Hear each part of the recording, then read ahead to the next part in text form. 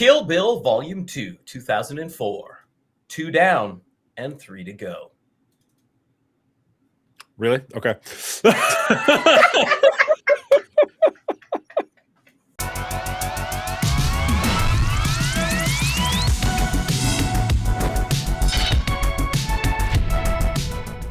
This episode is brought to you by Radique Audio. Radique Audio.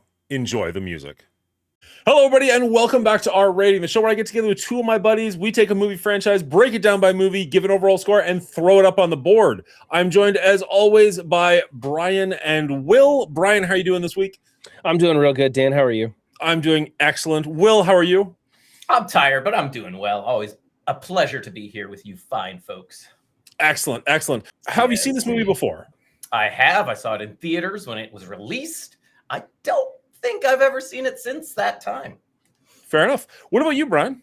Yeah, here's the crazy thing. I thought I'd seen this. I hadn't. I got about 15 minutes into the chapel scene, the wedding scene, which I actually found out was the wedding rehearsal scene. And I was like, holy crap, I haven't seen this. What I had seen was a ton of clips and spoilers and stuff like that and reviews. I mean, I'd basically seen it. The title kind of gives away the ending, so it wasn't like there were some big surprises, but there were a lot of monologues that I hadn't seen and I got to catch for the first time. Nice. So we actually watched this one together, like obviously like online, not in the same room or anything. And I remember you being like, oh my God, I've never seen this before. And I got way more excited. I was like, ooh, we're like a first time reaction. Let's go. And then you were so locked in and I didn't really get any reaction from you for the rest of the movie. I'm like, oh, this is more fun when he's seen it before. Yeah, I was really kind of into it. Yeah. So for me, it was kind of bittersweet because I got to see it for the first time, but also it wasn't as good as I was hoping it to be. And we'll get into that a little bit more. That's fair. This is one that I've definitely seen before. I did not see it in theaters, but I've seen it a couple of times, not nearly as many times as Kill Bill Volume 1. And I got to agree with Brian. Like, while watching this, it kind of reminded me, like, yeah, this is probably why I've seen the first one more often. I don't think there's anything necessarily wrong with this movie. I just feel like the first one just hits a little harder. It has more of, like, when I think of Kill Bill and the iconic moments and the music and stuff like that, it's almost entirely in the first movie. Mm-hmm. Yep. Right? Like the jumpsuit, like even the poster that we're looking at right now with her in like the black leather, like she looks good, but like the yellow jumpsuit is so iconic to this movie or this franchise. It just doesn't quite hold up in the same category. I don't think there's anything wrong though. Like, I still think the music is good. I still think the acting is phenomenal. The script is great. Considerably less action, but that's fine. Yeah. I'm super curious to watch The Whole Bloody Affair to see if they kind of interchange things a little bit, because it feels like if you watch this as one full movie and it's the exact same movie with like maybe just like the outro and the intro cut, but other than that, it's the exact same movie. Feels like it'd be really top heavy. Do you agree? Yeah. Will? I actually don't know, and I'm interested in the same way you are to watch The Whole Bloody Affair, because I felt the first movie had pacing issues, and for a whole nother reason, this one had its own pacing issues. And maybe because it was meant to be one movie, that would balance it out a little better, but I'm not sure, and I won't know until I see it, but I'm hopeful that it will. I mean, this whole second volume is definitely more tilted towards the spaghetti Western genre, right? The music is way more Westernized. The dialogue, the sprawling out of like lingering, looking at each other and things like that. It's just potent with spaghetti Westerns, whereas the first volume was more heavily influenced by kung fu martial arts movies and those things. Not to say that there wasn't moments of that in this either, but I think that just meant the first volume was more action-packed, and this one was a little more drawn out. You got to get more deeper into the characters, their backstories, and things like that. So I enjoyed that because the first one set up all of these characters, and this one let you kind of relish in them a little bit. But yeah, it definitely had some pacing issues as well. You say that it had pacing issues for a different reason. Can you explain that? Because the first one, I don't know what the pacing issues were, but they were definitely prevalent. So what was the difference here? Yeah, I just felt like some of the you know how Tarantino really enjoys chewing on the scenery with the dialogue. I just felt like some scenes it was too much, Mhm. and especially like the last with Bill and the bride. I felt like it was just too long. There was just too much like slow paced dialogue. We could have got to the point a little bit sooner. And I don't know. It just it felt I don't know. It just felt off to me. And maybe I'm comparing it to other Tarantino where I don't feel that. I've never felt it as much as in these movies. I don't know why. Yeah, I think with the second one, we had these very long monologues and a lot of them, or dialogues between two characters or Yeah. something. Yeah. And then there would be a flash in the pan of excitement following it up. Like when Bill's new girlfriend, I forget her name, the American Cobra head or whatever her name was. Ellie Driver is the character. Yes, yeah, and she's talking with Bud in the trailer, and they have a long dialogue, which was interesting enough, and I kind of liked it. And then he opens up the suitcase, and the snake bites him in the face. Yeah, and you're like, "Oh my god!" And then it's just her talking over him, which was a really cool scene. I did enjoy her talking over him, but it was like we had those moments. The scene with Bill at the end. They go back and forth talking with the daughters, putting her to bed. Then they're talking downstairs. And then they finally get to where they're sitting outside at the table. And suddenly there's this flash of swords and she punches him in the chest and it's pretty much over. And I was like, really? I was expecting this to be as good or better of a sword fight than the one with Lucy Liu at the end of the first movie, which was absolutely epic. And I didn't know how they were going to top that one. Well, they didn't even try. You know, there was nothing like that in this. You're right. Very much directed more toward Westerns. We had shotguns, buried alive stuff. It was a different feel to this movie. But I didn't like the pacing at all. I thought the pacing was worse this time around than the first one. They didn't do it any better. I don't disagree. I think it's obviously much more dialogue heavy, and Quentin Tarantino is generally a master of dialogue. And yet somehow I just didn't quite find myself caring as much about a lot of the conversations. I'm not 100% sure why that is. There were certain things that happened where you're like, to some extent, Elle Driver and the scene with Bud, it was interesting. And then she kills him and you're just like, for any reason? Like, did you guys hate each other? Did you just want the money back? Right. Like, I don't get the impression she's hurting for cash. So why? And like, I don't remember her having a motive other than just we're supposed to not like her. Mm-hmm. Do you know what I mean? Like, I wish there was more of like this is for all the times you did that to me or something. He seems like a loser, the whole time she's but he doesn't having seem that dialogue. like You're worried about the snake on the floor, and they never even address that. So I'm like, hey, there's the snake still crawling around. What are you talking to him for? So, yeah, she didn't seem concerned about that snake at all. Maybe she had an antidote on her just in case. I don't know. I don't know. It just I didn't understand her motive there, and it's one of those things where I'm like, why? Other than again, we're just supposed to hate her. And then the Kill Bill scene at the end. Sorry, the scene with Bill at the end. I loved the stuff with her and her daughter. Although this time watching it, I'm like, she's never had a kid. We've never seen her be around kids. We've never seen her be particularly good with kids. And then she is incredible with this kid. Mm-hmm. Like she turns on a dime from like the shock of like, holy crap, my kid is alive, into just like falling into this mommy role where she's like playing dead and being silly with her and all that stuff. And it's like, it was good. I liked it. It was a little jarring maybe. But you also got to realize she's going to just straight up kidnap this kid, like away from the home this kid knows, the stability this kid knows, the father this kid knows. And now that she's just on the run with this woman she doesn't know. And you're just like, that's weird. The kid's 4. They're resilient. They'll bounce back. But like, she's not going to forget that she had a dad. Mm-hmm. And I don't know. Yeah. I did like the 5-finger death punch in the sense of she had a closer connection with her master than Bill had with his master. Which I thought was kind of interesting. We never really see them grow to that point during that scene, but it was just kind of that interesting. Like, no, I am better than you, and he recognized it and rewarded it. I don't know.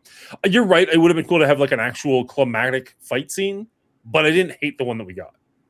Yeah, I agree. I didn't hate the lack of action in the last scene. I just felt we didn't get to the point as quickly as we could have. I mean, and I do like Tarantino's dialogue. I think he's quite good, but I don't know. It just felt like they had the big spiel with the kid there, then they had to have a big spiel without the kid there. Tarantino had to write in this like truth serum just so he could get the dialogue, which I thought was just like more hilarious than anything, because I'm like, of course Tarantino has to write in a reason he can put in more dialogue into a movie of his own. Like, it's just like so funny to me. But it just seemed to drag on a little too long. Maybe one or two comic book quotes or stories in there. I don't know. It just seemed a little bit too much. They could have tightened it up at the end. I'm gonna actually roll with that for one quick second. His comic book analogy bothered me a little bit, where it's like all the characters wake up and like they're Peter Parker and they have to put on the costume to become Spider-Man, and then Superman just is Superman. Yeah, and my part is like, yeah, there's an argument for the fact that like Batman is Batman and Bruce Wayne is the persona, and I was like, I think Superman is more naturally who he is than like Batman is. But it was just one of those things where like, oh, I think it was a long-winded way of point. saying that she's a killer, not a mommy, not a husband or a wife to the guy she was trying to marry in the beginning. It's just a long-winded way of saying that. And I get it. It was okay, but I'm with Will. It kind of just went on a little too long. I also thought that the chapel scene in the beginning had some of the same things. You know they're going to go in there and kill everybody. You know that's coming. And so they drew that out, but they didn't draw it out in a way that made me more and more tense, more and more waiting for it to happen. They drew it out in a way that made me more and more frustrated that it hadn't happened yet. It was kind of weird. It just didn't nail it for me. And I didn't like it as much as I wanted to. I think I came in with a little high expectations, or not really any expectations at all, being I thought I had already seen this movie. But as it played out, I was like, well, this isn't really what I want.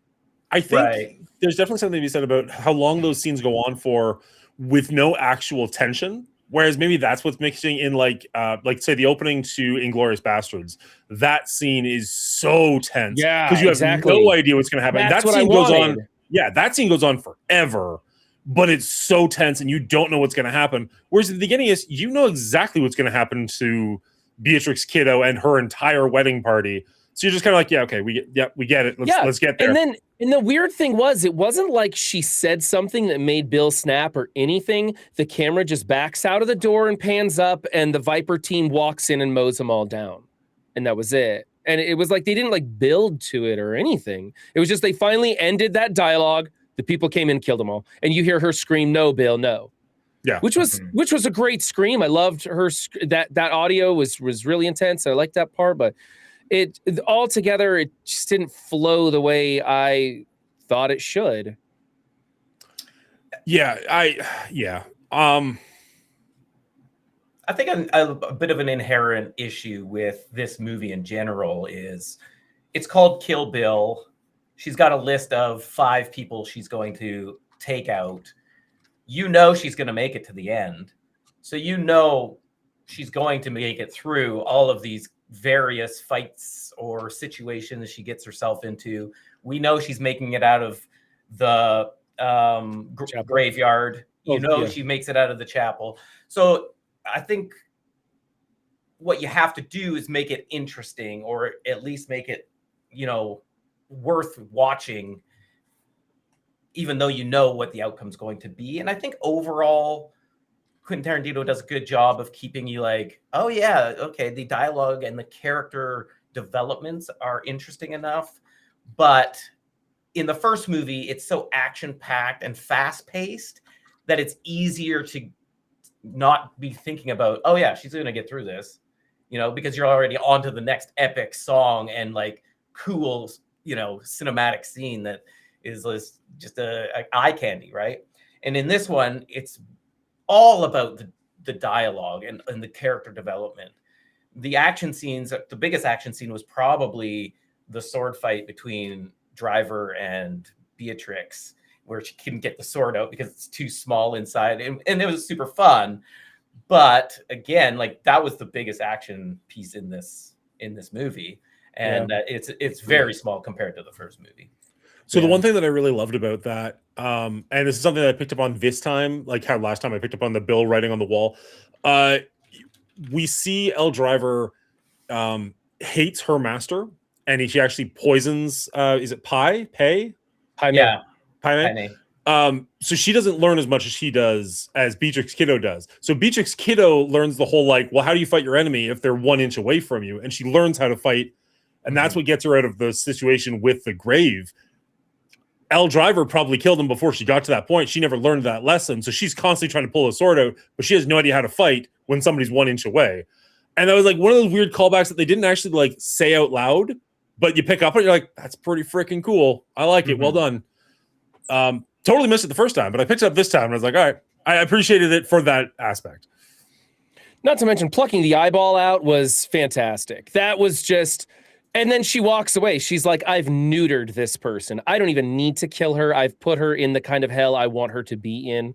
And it's going to be fantastic. So I thought that was awesome.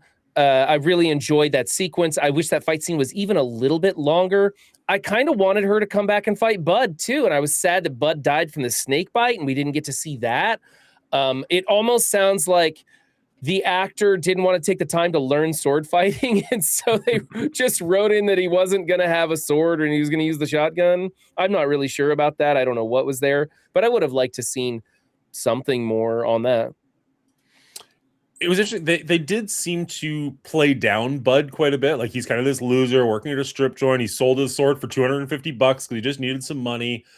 And you kind of find out like, no, he's the only person that got the best of Beatrix, right? Like he's the one that actually defeated her. If he just taken the time to kill her instead of like making her suffer, movie's over. He didn't pawn his sword. He just didn't want people to know about it. Like he was flying under the radar and getting the best of people by them not expecting much from him. So it would have been interesting to see more to him than just getting surprised by a snake. Yeah. But okay. Before we move on to the next topic or whatever, I do want to mention, if you guys noticed or not, at the end when the credits roll, all the characters got the line crossed through them except for Elle Driver. There was a question mark because Kiddo did not actually kill Elle Driver, right? So just plucked out the eye and left her there. So I thought that was kind of a funny little neat touch that Quentin left in there for the audience to grab onto or not. Nice. They did at one point mention having a third movie when the little girl is grown up. I've heard something semi-recently, actually, they were doing it like as an animated film. You could bring Elle Driver back as like this blind warrior who's, learned the error of her ways or has figured out how to fight as a blind woman, a la, John Wick or Star Wars Rogue One, something like that.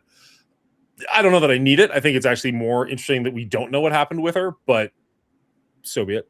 Because she's a lone blind thrashing around in a small trailer with a snake and she's in a contained area. I'm assuming she got bit, but it's possible.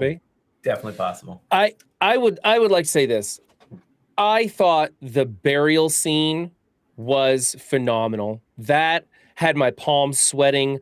I was so scared for her. I had no idea how she was going to get out. Then it led into the whole Pai Mei backstory, and I didn't know where they were going with that. And then it leads to her doing the 3-inch punch through the wood, which was great.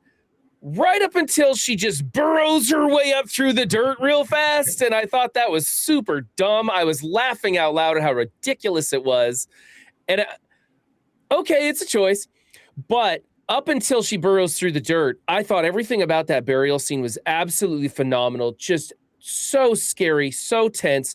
I felt that tension, that fear of really being alive. I almost wanted to get up and walk away from the screen so I could breathe a little bit. It was so riveting. So I really did like that scene. I wish that it wouldn't have been quite so cheesy as she just kind of dolphins up to the top. And then the hand popping out of the grave really had me rolling with laughter when that happened. I was like, you're going to go for it all the way. So it was what it was. He's not wrong. I watched him laugh quite hard at that. And I was like, I never had that visceral reaction to it. It didn't bother me as much. Probably because it is loose dirt that they just buried. It's not like it's been packed down.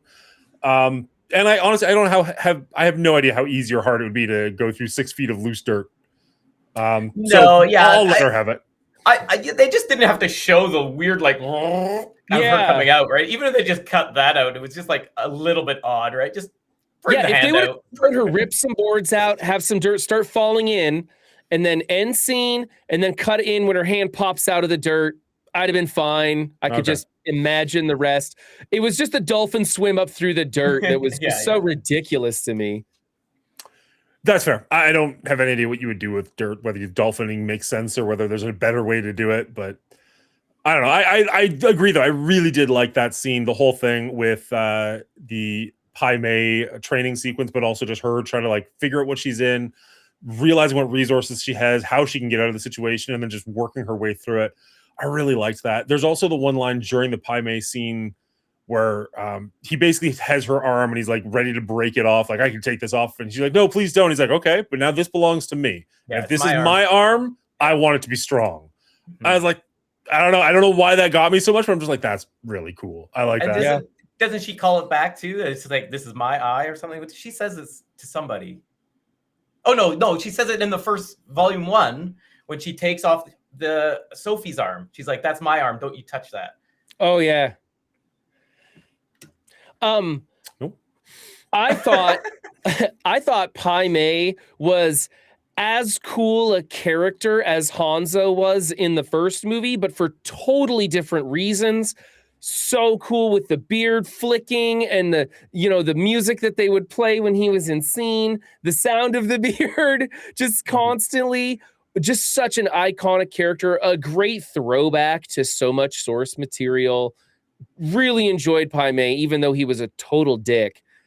I actually did, like, at first you think he's just a real jerk, and then he kind of humbles her, and you realize he's intentionally being as mean and masochistic and everything as he possibly can to get her in a place where then she will be malleable and he can build her back up. So just really like the whole character of the scene, everything they did, the look of all that stuff, really good. I liked the Pai Mei scene quite a bit. I can't put him on the same level as Hattori Hanzo. I think Pai Mei is very cartoonish and silly, and he's doing that thing with the beard, and it's like making that whoosh sound every single time. Whereas like Hattori Hanzo, I liked that character so much because he felt so real. Like, it felt like the kind of the character's night and day. Well, that's what I mean. Like, I just, he's so incredibly well written as his own thing, and Pai Mei felt like a caricature of something you've seen before. Which obviously it's homage, I get it, but I don't know. I liked both of them, as you mentioned, for very different reasons. But like night and day, Hattori Hanzo for me, I would take an entire movie of him. Whereas this scene with Pai Mei, I'm like, I'm good, got it.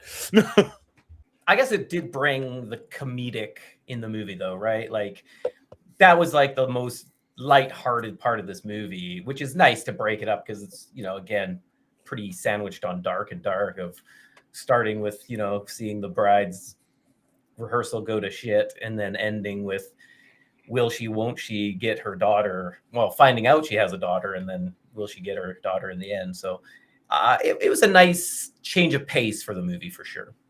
Now, we mentioned a lot last week about how iconic a lot of that movie music was. And like it's right now, I could name multiple songs in the first one. I can't really name any songs in this one. Like nothing really stands out in the same way. They all sound great in the moment, but none of them have that same like hard hitting, like, oh man, this is so good. This is like in the trailer. I want this on a soundtrack somewhere. Did it work for you in the moment? Does it lift to you after the fact? Do any of the scenes stand out with you in that same way? Or I mean, I think there was like a lot of pulls from spaghetti westerns. Like can't remember the frickin' musician's name that composed all the Fistful of Dollars stuff, but definitely some of their music is in there, and some of the looks and things like that are throughout. But I don't think the music grabs you in the same way as the first volume. I'm pretty sure what's his name, Rodriguez, did the music for this one. Quentin paid him $1 to do it. Robert Rodriguez scored this one for $1. And then I think Quentin directed a scene for Robert Rodriguez in one of his movies for $1. So it was just kind of like a friends thing, and maybe that is where the difference lied. I don't know, but yeah, I agree that Volume One's music stands out more, but maybe the scenes in general just stand out more. Yeah, that's very true. I think the music head and shoulders was better in the first one. There were only not even a handful of songs that I was really into for the scenes. In the second one, I felt like it was missing a lot of that musical touch that the first one had, and it just fell way short of my expectations, like almost every aspect of the film really did. So it missed it for me on the sound front. Not that it was bad. It wasn't bad by any means, just definitely did not hold up to the first. And this sort of thing makes me wonder, if you put both these movies together, are you going to rearrange the sequence in which she hunts people down? Are you going to change up that? Because I feel like this movie was, as a whole, both volumes, would be way front loaded if you didn't really blend these together much better. And then there were a lot of things that took place in the sequel, well, and in the first one too. So you had like the Hanzo scene, right? And you had the Pai Mei scene where she's dealing with people outside of her vengeful group. And they're both totally different and everything. So I just don't know how they would blend these two films together. And I'm very curious to see the whole bloody affair. I do hope that they address a lot of issues with a re-edit of the film. I'm very confused at how it would play out. I'm pretty confident that when you're watching this movie, it's got like different scenes, like chapter 1, chapter 2, chapter 3, but I'm pretty sure they're not like chapter 1, chapter 2, chapter 3. It's like chapter 6, chapter 4, chapter 2, chapter 1. Yeah. I don't know that they would fix that in the whole bloody affair. In fact, I sincerely doubt that they would. But I would be curious if there's like a YouTube edit of somebody who did go through and like put 1, 2, 3, 4 and see how that played out. My guess is horribly, but I'd be tempted to give myself 3.5 hours to find that out.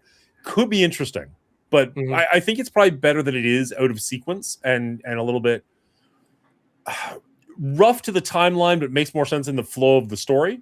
But as you mentioned, like, yeah, if they do the whole bloody fair and it literally is just Kill Bill 1 and then Kill Bill 2, I don't know. I think it will feel incredibly front-loaded, especially for a 4-hour movie. You might just be like, I'm good. I'm going to go to bed. I'll pick this up again tomorrow and see where we go. But I mean, I wish I'd had a chance to check it out when it was in theaters, unfortunately. The RA Twin 2 is the new flagship Bluetooth adapter brought to you by the fine people at Radique Audio.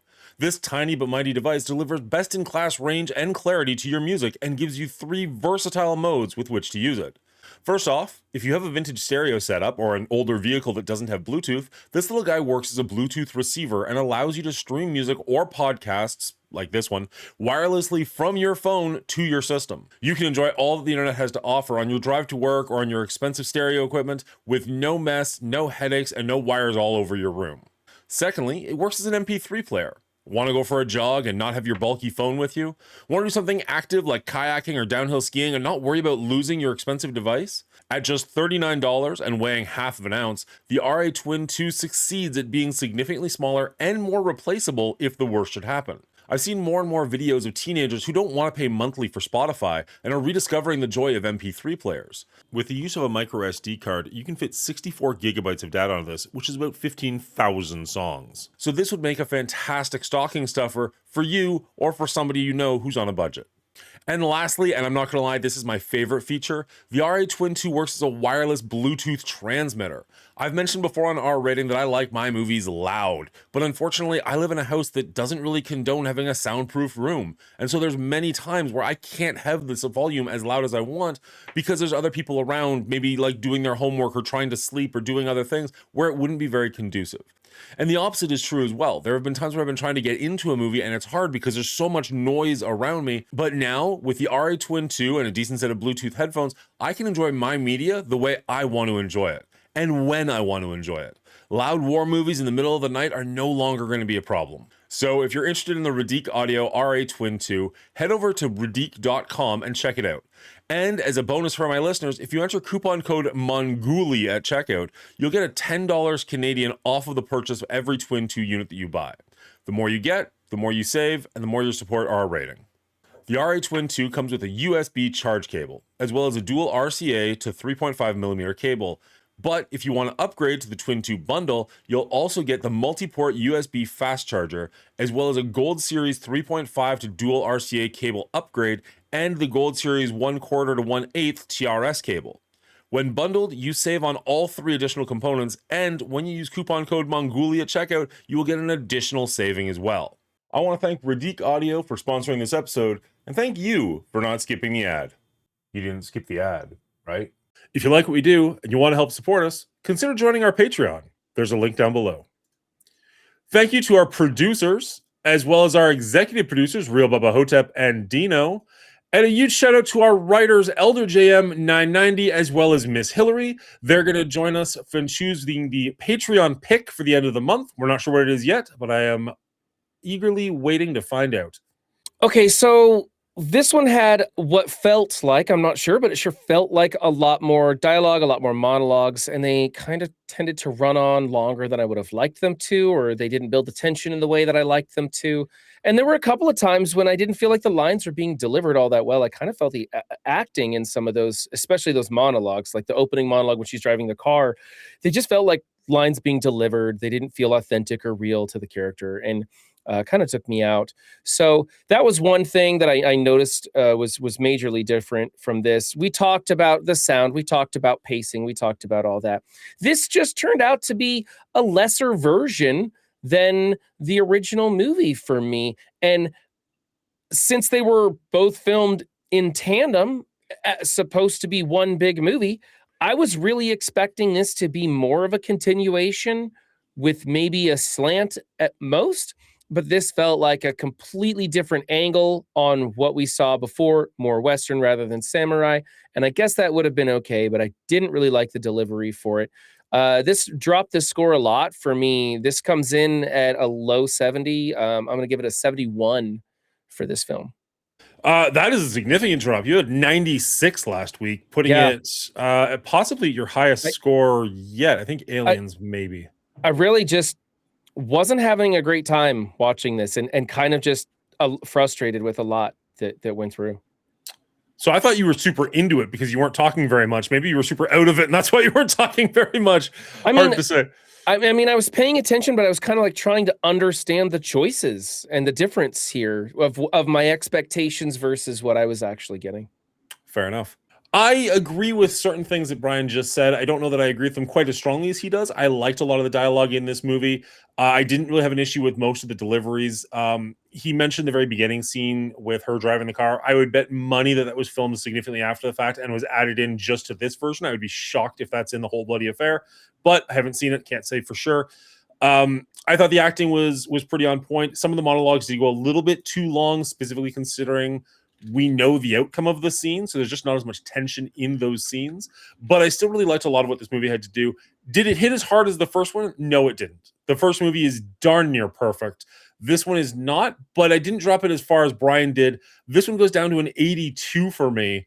It's a good conclusion. It's still really well made.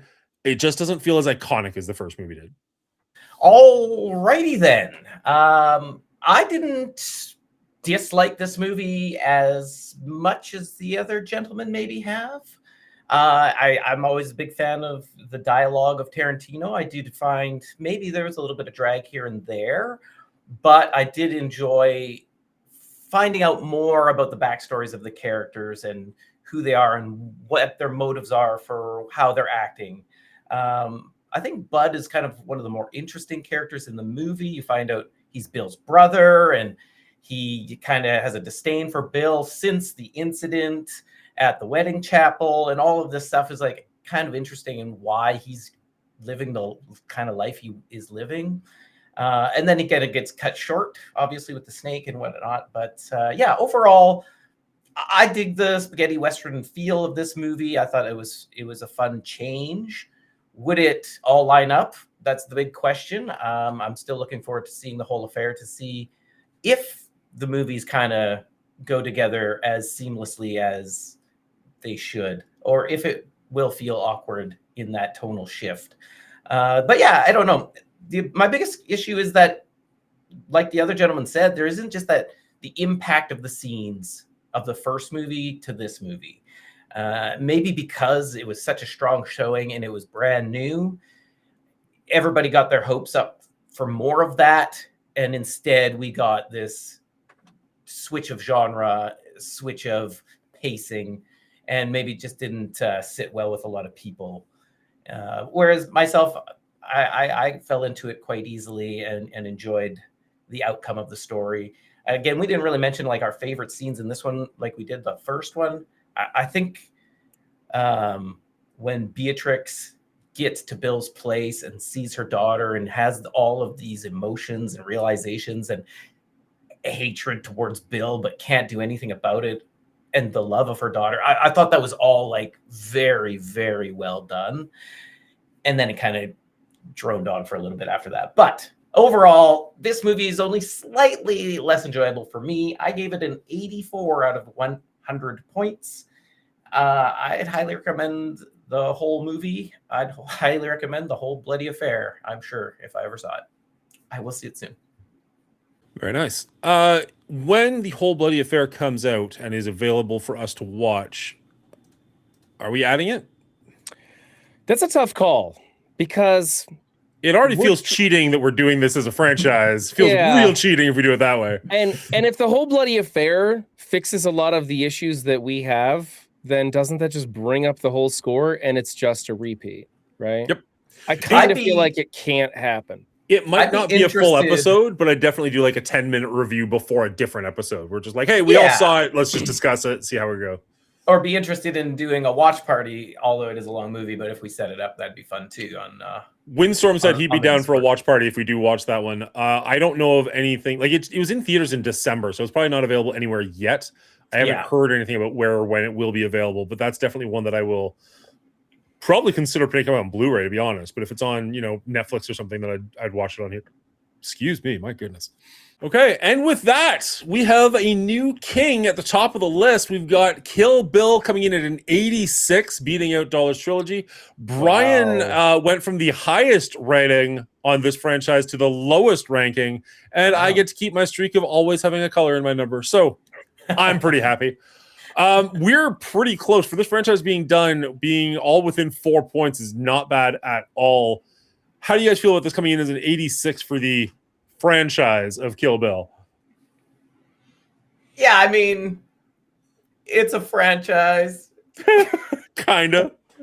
I honestly thought it wouldn't beat out Dollars. I thought I was kind of surprised at how high you guys came in on the second one. But that's where it lands. It's at the top. Hey, nobody's denying that both these films aren't quality. I think they're both quality made films. I think my score just represents a lot of expectation, a lot of I was up here and then I saw the sequel and it was just that it just bothered me that it was not what I was hoping it would be. Right. That's interesting. I wonder if that does have to do with the fact that you saw it for the first time, whereas Will and I were rewatching it. Yeah, so we didn't have the same level of expectations. Say it's the inferior of the two. I just wasn't expecting such a drastic difference from my perspective. Right. Yeah, I mean, I think Kill Bill is it's a huge project that Quentin Tarantino put on his plate, and it took like 9 years or something to make. And I think overall, maybe 2 movies is a good idea. Maybe editing it down to 1 movie, it could have been tighter. But I understand why he wouldn't want to. It was like his pet project, his baby, and he wanted all those little scenes, like the manager scene at Bud, talking to the strip joint owner and throwing in this crack about take your hat off. I hate that hat. I told you to take that hat off, which is what just a useless scene. Yeah, but you know why he says that?